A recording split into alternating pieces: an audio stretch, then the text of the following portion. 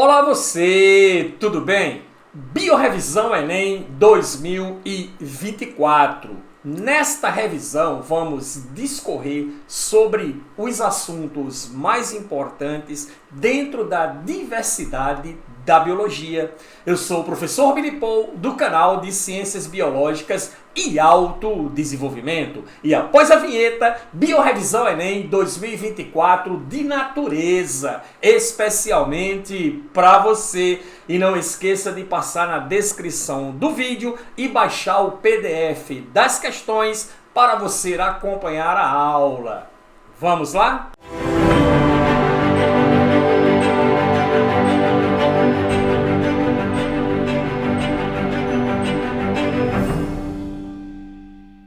Seja muito bem-vindo à nossa Biorevisão Enem 2024 de natureza.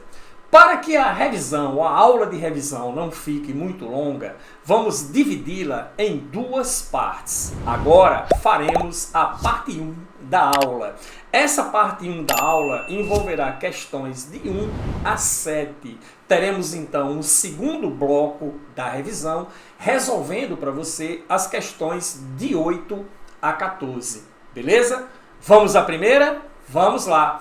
Primeira questão diz assim: a superfície externa da membrana plasmática das células animais apresenta uma grande quantidade de glicoproteínas que compõem o glicocálice.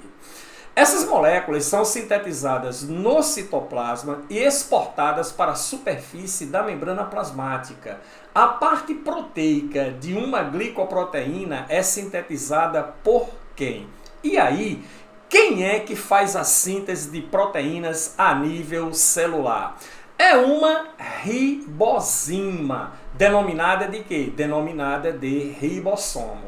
Sempre que você é questionado sobre quem sintetiza proteínas a nível celular, ribossomos. Além de ser uma estrutura que realiza uma reação enzimática de ligação de aminoácidos através de um ácido nucleico catalítico, que é o RNA ribossômico, é também uma estrutura encontrada em todo e qualquer tipo de célula, seja célula procariótica, seja célula eucariótica. Beleza? Agora, o ribossomo de onde? Do retículo endoplasmático rugoso, já que não são proteínas específicas de uso da célula, que são sintetizadas pelos polirribossomos, mas proteínas que serão externalizadas, que irão formar uma estrutura de revestimento externo da membrana plasmática. E aí, a parte glicídica, ou seja, a parte que é constituída de açúcar, constituída de carboidrato, é sintetizado pelo Golgi. Golgi que é responsável pelo processamento e endereçamento, empacotamento de coisas que vêm da parte reticular, é também responsável pela síntese de glicídios que são necessários à célula para funções específicas, ok? Então o Golgi é quem irá fazer, consequentemente, a síntese da parte glicídica dessa glicoproteína que constitui o glicocálix. E uma das funções do glicocálix é atuar em quê? No reconhecimento celular, fazendo com que células de diferentes tecidos do corpo sejam capazes de se reconhecer. Vale salientar também que o glicocálix é uma estrutura importantíssima em processos de rejeição de órgão, em transplantes de órgãos que sejam incompatíveis. Porque, como é uma estrutura definida geneticamente, exatamente pela sua parte proteica, cada um tem o seu código genético, cada um formará o seu específico glicocálix em suas células membranais. E aí, tecidos em organismos diferentes, em transplantes, podem muito bem não serem reconhecidos. Ficamos então, consequentemente, com a letra E. Ribossomos, retículo endoplasmático granular ou retículo endoplasmático rugoso, que também pode ser denominado de ergastoplasma, o complexo golgiense, que antigamente era chamado de complexo de Golgi, e a função reconhecimento celular. Beleza?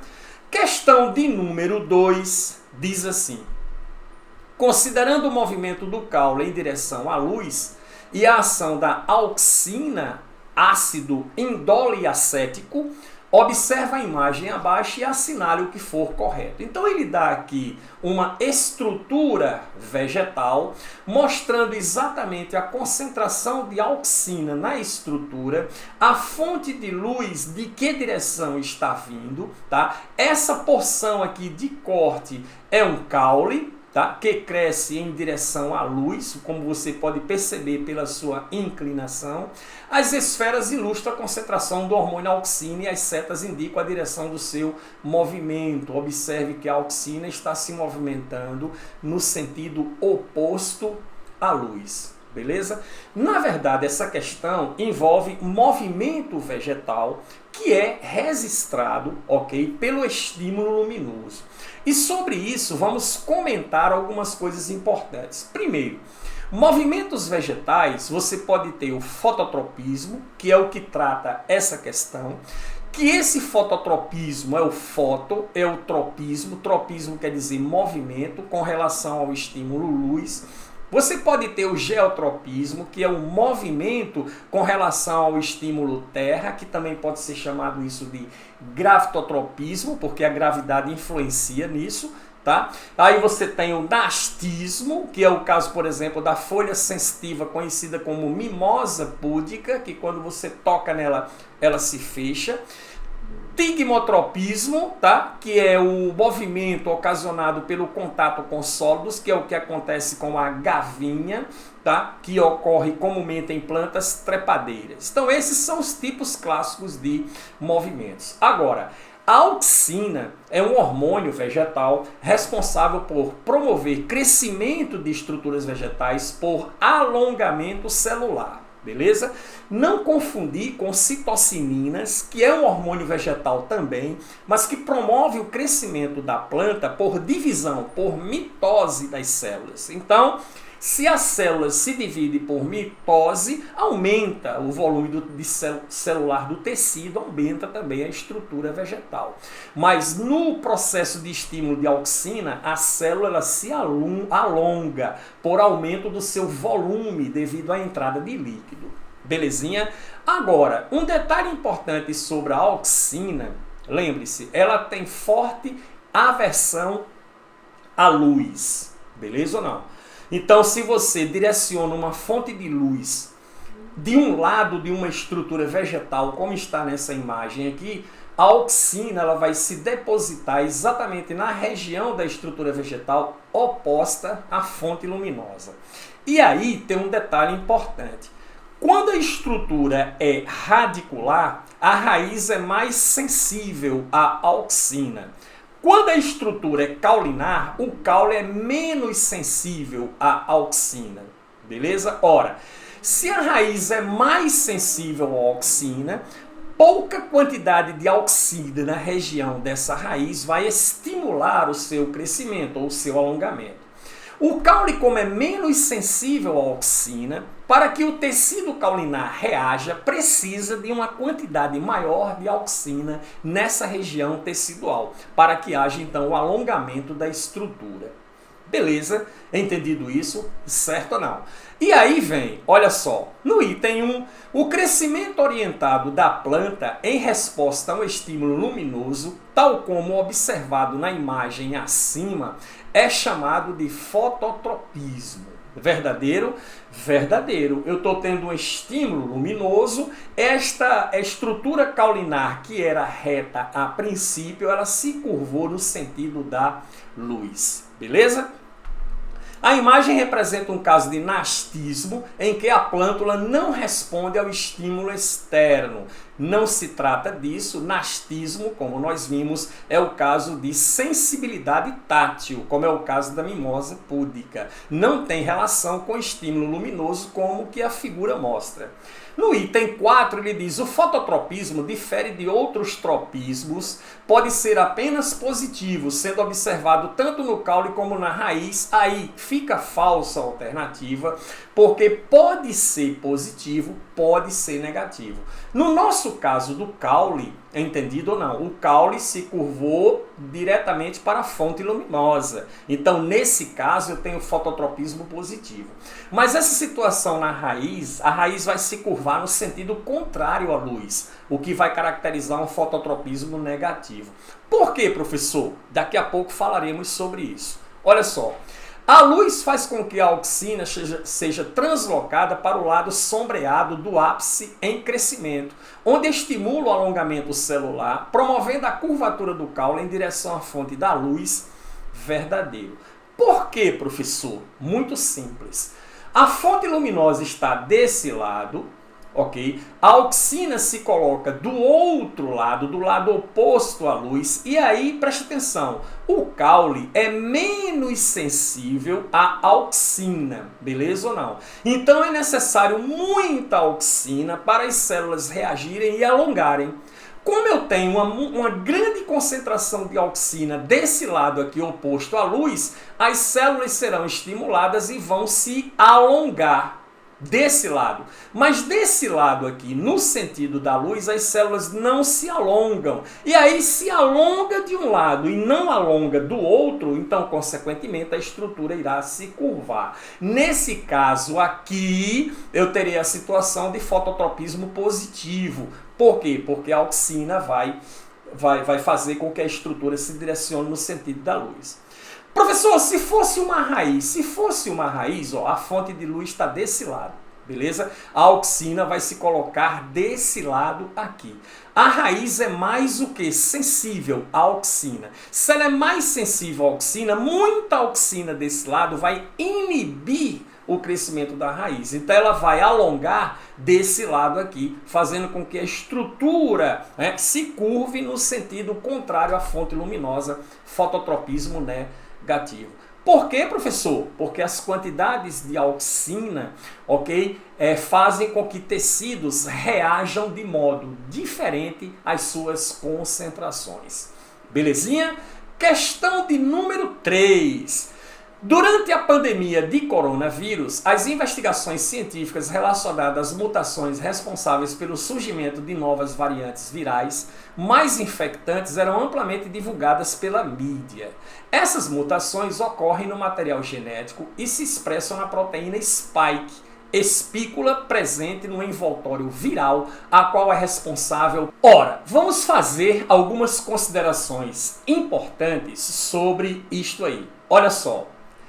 Essa proteína spike, presente no envoltório viral, a qual é responsável. Pelo que ela é responsável? Ela é responsável por duas coisas. Ela funciona como antígeno, ok? Estimulando, tá certo? A atividade do sistema de defesa imunológico a produzir anticorpos contra o vírus que apresenta essa proteína. E ela também é responsável por um outro fenômeno, porque ela é quem tem compatibilidade com receptores celulares aos quais eles se acoplam, fazendo com que o vírus consiga penetrar dentro da estrutura celular, fenômeno este denominado de adsorção. Ok? Então, antes de nós concluirmos a questão, vamos fazer uma revisãozinha aqui pequena sobre vírus. Olha só.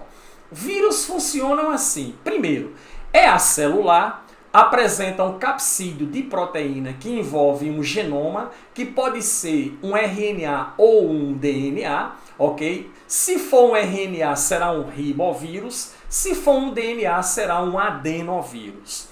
Aí, a reprodução do vírus, é onde nós queremos chegar, envolve um primeiro processo de adsorção, que é a aderência do vírus à estrutura celular, mas para que essa aderência ocorra, eu preciso de uma proteína de capsídeo do vírus que seja compatível com uma proteína que funciona como receptor a nível celular. Então o vírus vai aderir à estrutura da célula, fenômeno este denominado de adsorção. Ele vai precisar quebrar o seu capsídeo, é o que nós chamamos de desnudamento. Desnudamento do vírus, quebra do capsídeo para liberar o material genético, pode acontecer com a partícula viral no meio extracelular, quando ele está aderido à membrana, ou ele pode ser absorvido pela célula, ser endocitado pela célula e o capsídeo será quebrado dentro. E aí você diz que ocorreu então a penetração, que é a inserção do genoma logo após o seu desnudamento, ocorrendo em meio extracelular ou intracelular. Vírus que atacam bactérias desnudam fora. Vírus HIV são absorvidos completos e desnudam dentro. Beleza? E aí, esse genoma, ele será incorporado ao material genético da célula hospedeira e entrará na fase de eclipse. Ele vai ser decodificado em respectivos RNAs do vírus ou DNAs específicos e material genético específico para se constituir novos vírus. É a chamada síntese de constituintes virais. E aí, logo após, eu tenho a liberação. As partículas virais são montadas e aí eu tenho o que se chama de vírion, que é a partícula infecciosa, é o vírus completo, provocando lise da célula, destruição da célula. Pronto, este é o ciclo específico aí no processo de reprodução do vírus. Esse ciclo ele pode ser do tipo lítico, que é o que está descrito aqui. Ele absorve, desnuda, penetra, faz a fase de eclipse, sintetiza constituintes virais, se multiplicam e se libera da estrutura celular, provocando lise da célula.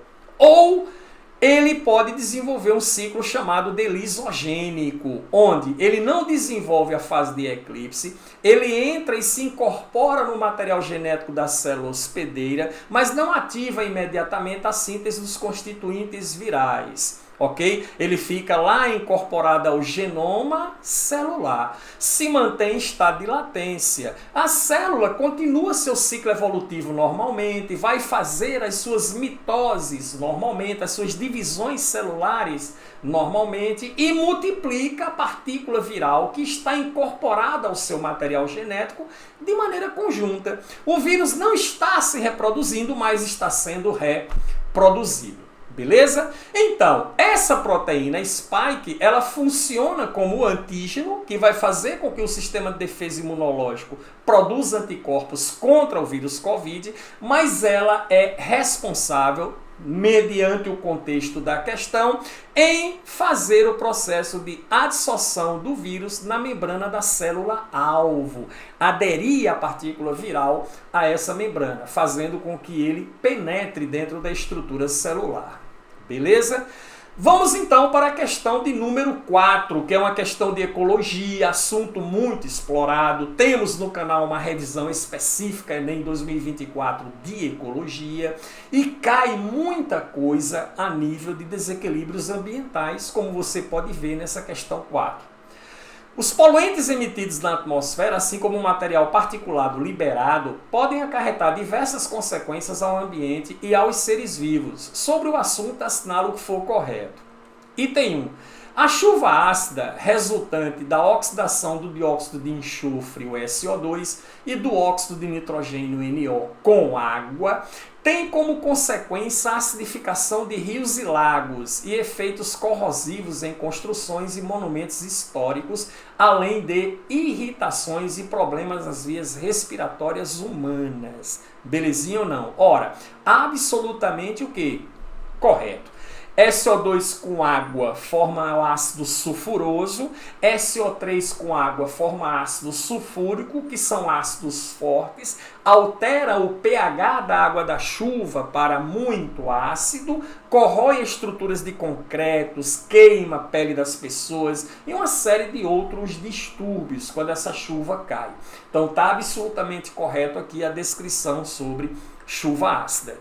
O efeito estufa, interação de alguns gases da atmosfera, como o gás carbônico e dióxido de nitrogênio, e a radiação solar provocam ondas de calor extremo e alteração do regime das chuvas. Também absolutamente correto. Você sabe que os gases à base de carbono têm grande influência no aquecimento global. Ele não citou na questão, mas vale lembrar o metano, CH4, que consegue incorporar calor nas suas ligações 30 vezes mais do que o CO2, que é uma molécula linear e o CH4 é uma molécula tridimensional. Então aqui, nessa região aqui, consegue ainda armazenar muito mais calor. E aí o item 4, a camada de ozônio localizada na estratosfera ocorre em função da interação entre a radiação ultravioleta e as moléculas de gás oxigênio. Atua como um filtro, impedindo que parte da radiação ultravioleta do Sol, nociva aos seres vivos, atinja a superfície terrestre, também absolutamente correto. Beleza? É isso que acontece aí na camada de ozônio, que é o O3. O2 reage com oxigênio livre, forma uma ligação covalente dativa, forma o ozônio fica na estratosfera e filtra a maior parte da radiação ultravioleta. Não esqueça que cai uma questão aí muito considerável falando sobre o clorofluorocarbono, que agride a camada de ozônio, destruindo a camada de ozônio, abrindo buracos. Não esqueça disso. Temos uma aula falando sobre isso lá na revisão 2024 do Enem de Ecologia. Dê uma olhadinha lá depois. O item 8 diz: poluentes e material particulado podem causar mutações do DNA dos seres vivos, o que evolutivamente, quando ocorre, é sempre prejudicial aos organismos afetados. Isso aqui está falso e é correto em parte. Porque quando você fala de mutações, nem sempre mutações são prejudiciais. Existem mutações que são favoráveis e geram adaptações.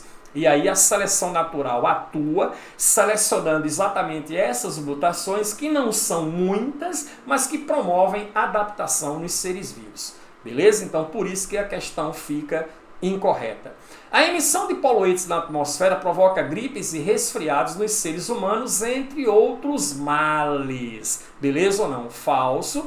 Emissão de poluentes na atmosfera provoca gripe e resfriados. Gripes e resfriados são doenças de natureza viral. Isso é provocado por vírus. Não tem relação nenhuma com poluentes. Beleza? Então os itens corretos 1, 2 e 4. Questão de número 5. A figura abaixo apresenta os procedimentos de extração de RNA, de transcrição reversa, de PCR, reação de cadeia de polimerase do inglês, está aqui, ok? E de eletrofórese, para detectar a presença genômica do HIV, vírus da imunodeficiência humana, beleza? Em uma amostra de sangue. Show! Sobre as técnicas utilizadas e assuntos relacionados, é correto afirmar que o genoma do HIV é constituído de RNA de fita simples. É verdade. Sabemos que vírus podem ter RNA de fita simples, pode ter RNA de fita dupla, pode ter cadeia de DNA de fita dupla, pode ter cadeia de DNA de fita simples. Mas no caso do HIV, ele é de RNA de fita simples. Além disso, ele é também um retrovírus, já que esse RNA, quando incorporado à estrutura celular, ele será traduzido inicialmente, ou melhor, transcrito inicialmente para uma molécula de DNA vírus, que irá se incorporar ao material genético da célula hospedeira, comandando então o mecanismo reprodutivo do HIV.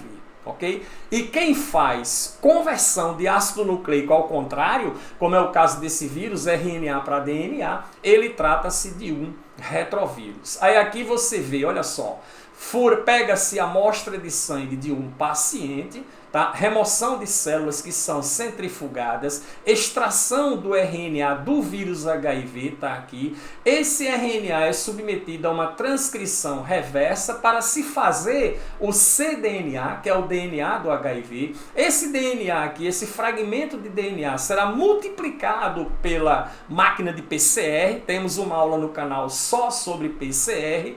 E a partir daí eu pego esses fragmentos de DNA aí multiplicados em PCR e coloco então numa placa de eletroforese, tá? E consequentemente eu posso fazer alguns diagnósticos a esse respeito. Beleza?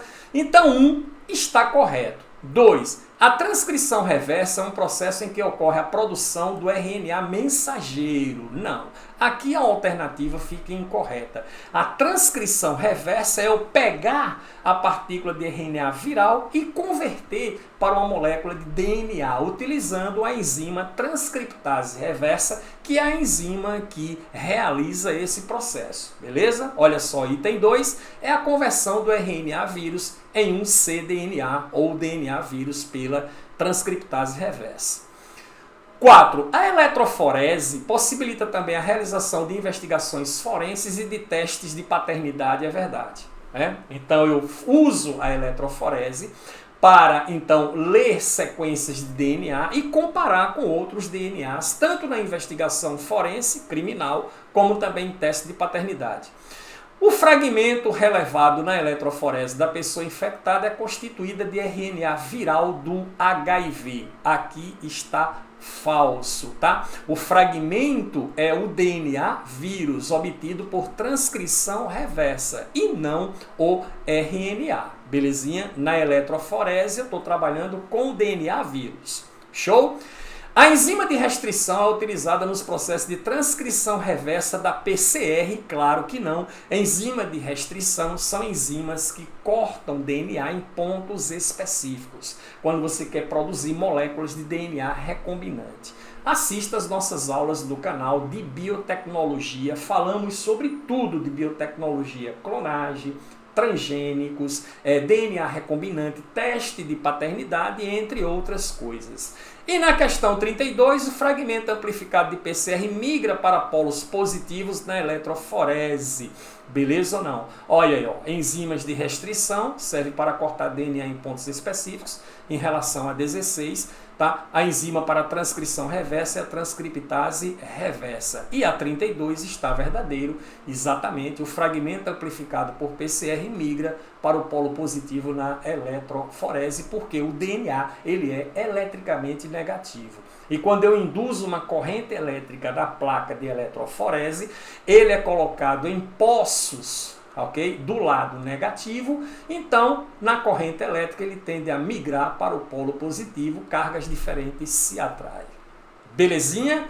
Questão de número 6, leia o texto abaixo. Cientistas australianos descobrem parasita vivo no cérebro de uma mulher.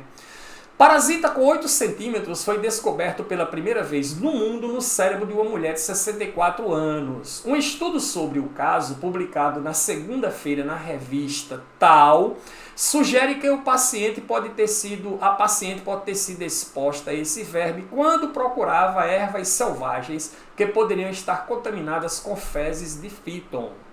Doenças causadas por outros organismos não são uma novidade para os seres humanos e são um importante ponto de atenção da saúde pública. A contaminação com esses parasitas pode ocorrer diretamente, como no caso da mulher australiana, ou por meio de agentes intermediários, como animais e insetos. Sobre as doenças e seus transmissores, é correto afirmar que doenças é uma questão que sempre aparece em provas de Enem, não é verdade? E aí ele diz assim, a doença conhecida popularmente como elefantíase é transmitida pela picada do mosquito do gênero Aedes e é causado por um protozoário que se aloja no sistema linfático, podendo causar um inchaço dos nossos membros. Existem vários erros na questão, vamos enumerar aqui. Primeiro, elefantíase, tá? É uma doença transmitida por mosquito do gênero Culex. A doença é provocada por larva do verme Vulchereria bancroft, também chamado de filárias de Bancroft, que é um parasita, que é um verme do sistema linfático humano. Ele obstrui o sistema linfático, impedindo a drenagem de líquido dos tecidos para a corrente sanguínea. Ok? A Aedes aegypti, tá? É transmissor da dengue, zika, chikungunya e transmissor da febre amarela. O Aedes aegypti, que é um mosquito urbano. Existe uma outra febre amarela, que é uma virose também, mas é transmitida pelo mosquito hemagogos. Essa aí é a febre amarela silvestre. Ah, professor, existem duas? Sim, silvestre transmitida pelo hemagogos, que é um mosquito selvagem, tá? E a urbana, transmitida pelo Aedes, que é um mosquito urbano, beleza? Não esquecer disso. 2. Por ser transmitida pela urina de ratos contaminados, a leptospirose é uma doença causada por vírus. Pode ter surtos em regiões sem saneamento básico adequado e propensas a enchentes, tá? A alternativa está falsa. Por que está falsa? Porque a doença é provocada por uma bactéria conhecida como Leptospira. O gênero Leptospira, daí o nome leptospirose. Sintomas: dores nas articulações, diarreia, vermelhidão ou hemorragia conjuntival. Ou seja, a leptospirose não é uma virose, beleza? 4. A raiva é uma doença que afeta o nosso sistema nervoso central e é transmitida pela mordida principalmente de cães e gatos, já que a bactéria fica alojada na saliva desses animais. Beleza aí, mas está falso porque a raiva não é uma doença bacteriana, e sim uma virose provocada por um vírus da família Rabidovírus, que é um vírus de RNA. Beleza? Não é provocado por bactérias, tá certo? O resto tá tudo ok. Questão 8. A febre maculosa é causada por uma bactéria transmitida pela picada do carrapato estrela. Por isso é preciso usar roupas fechadas e repelentes em áreas rurais com incidência desses artrópodes, ok? Verdadeiro, é exatamente o que acontece na febre maculosa, que é uma bactéria rickettsia, provocando dor de cabeça e nas articulações, náusea, vômito, diarreia e dores abdominais. Questão 16, no processo evolutivo interespecífico, que é aquele que ocorre entre espécies diferentes, tá? Entre parasita e hospedeiro não ocorre a seleção natural, já que todo parasita consegue incorporar partes de DNA do hospedeiro em seu próprio DNA, transmitindo essa informação genética para os seus descendentes. Ora, inválida a alternativa, tá? Todo mundo está sujeito à seleção natural e parasitas não incorporam DNA do hospedeiro. Parasitas provocam distúrbios, quebra de homeostase no organismo, ok? Provocando então as doenças. Mas não ocorre essa incorporação. 32. As solitárias são endoparasitas do sistema digestório humano que tem o corpo dividido em duas regiões, escólex e proglótis. A contaminação pode ocorrer pelo consumo de carnes de animais contaminadas com o cisticerco do nematóide, ok? Cara, essa questão aqui é o tipo casca de banana. Por quê? Tênia ou solitária, como também é conhecido comumente este verme, é um verme platelminto, não é um nematelminto, como ele colocou aqui. Ok? Podemos encontrar no cérebro larvas cisticerco, provocando a neurocisticercose, está certo. A tênia você contrai quando ingere carne de suíno ou bovino mal cozida, beleza? E a cisticercose quando você ingere o ovo da tênia, né? Transmissão fecal oral. E aí o que é que acontece? Você termina tendo nos seus tecidos alojado essa larva cisticerco aí, que quando no cérebro provoca a neurocisticercose. A larva, o cisticerco, tem uma grande afinidade por tecidos moles. Pode aparecer na língua, pode aparecer nos olhos, pode aparecer em várias regiões do corpo, no tecido muscular e também no tecido cerebral. Beleza?